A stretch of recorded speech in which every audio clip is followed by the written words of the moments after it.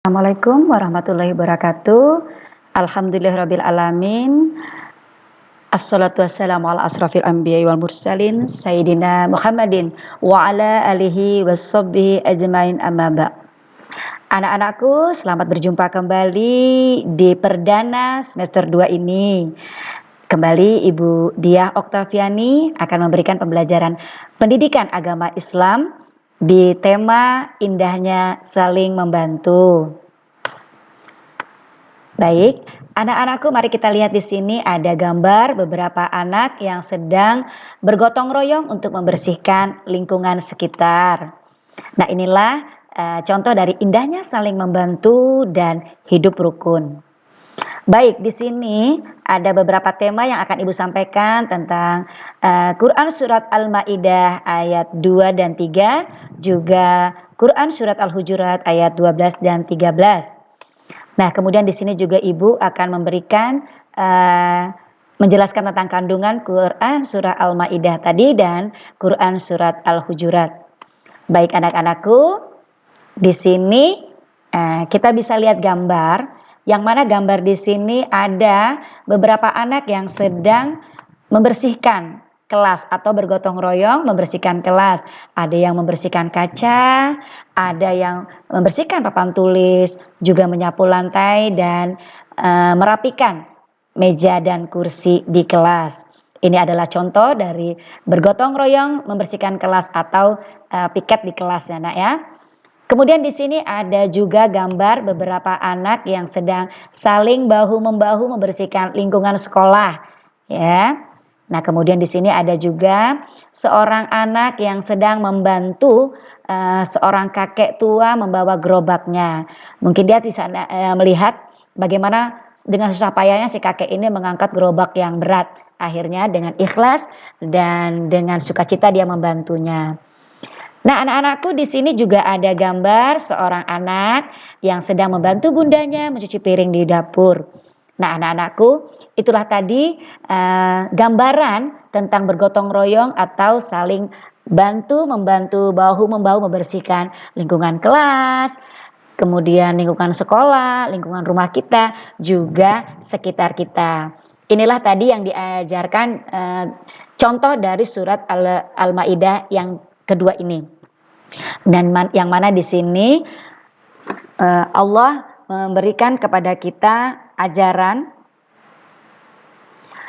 bahwasanya surat Al-Maidah yang kedua ini berisi tentang ajakan saling tolong-menolong dalam mengerjakan kebajikan dan takwa, dan jangan tolong-menolong dalam perbuatan dosa atau permusuhan. Misalnya saja mengajak orang untuk membolos sekolah, itu sangat tidak baik, sebaiknya dihindari. Tapi bantulah teman dalam kebaikan dan ketakwaan. Itu tadi yang dianjurkan dalam surat Al-Maidah kedua ini.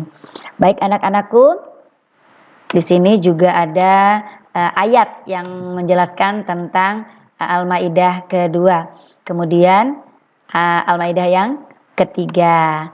Baik anak-anak, di sini Ibu akan menjelaskan kembali Al-Maidah yang ketiga. Bahwasanya pada hari ini orang-orang kafir telah putus asa untuk mengalahkan agamamu.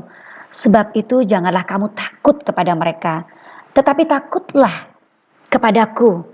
Pada hari ini telah aku sempurnakan agamamu untukmu, dan telah aku cukupkan nikmatku bagimu, dan telah aku ridho Islam agamamu. Nah anak-anakku, di Al-Maidah ini Allah mengajarkan kita jangan pernah takut kepada siapapun. Takutlah hanya kepada Allah. Karena hanya Allah lah yang maha melindungi kita. Dan Allah telah mensempurnakan agama kita untuk kita. Dan kita diberikan nikmat oleh Allah. Apa saja nikmat itu? Nikmat kita masih bisa bernafas, kita masih bisa melihat kedua orang tua kita, masih bisa bersekolah, meskipun dengan daring ini ya, kita bisa menghubungi teman meskipun lewat media. Anak-anakku, Ibu akan kembali menjelaskan tentang kandungan surat Al-Maidah yang ketiga ini. Bahwasanya kita hanya takut kepada Allah. Kita hanya harus takut kepada Allah Subhanahu wa taala.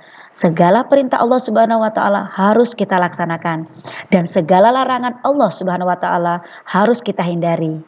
Jadi, ajaran Islam yang disampaikan Nabi Muhammad Shallallahu alaihi wasallam harus kita yakini dan kita amalkan.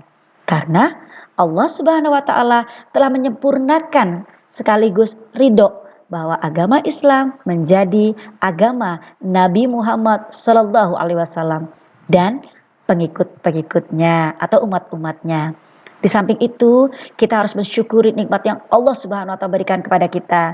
Nikmat apa? Seperti yang Ibu sampaikan tadi, nikmat kita masih bisa bernafas, nikmat masih kita melihat apa yang ada di sekitar kita, nikmat pendengaran kita meskipun melalui media kita bisa mendengar suara keluarga kita dari seberang atau melihat televisi yang kita bisa nikmati, juga berbicara yang baik-baik. Contohnya seperti tadi, mengajak dalam kebaikan. Nah, anak-anakku, itulah tadi surat Al-Maidah 2 dan 3 yang sudah Ibu Okta sampaikan. Semoga anak-anakku di rumah bisa memahaminya. Baik, wabillahi taufiq wa hidayah. Assalamualaikum warahmatullahi wabarakatuh. Syukron kasih.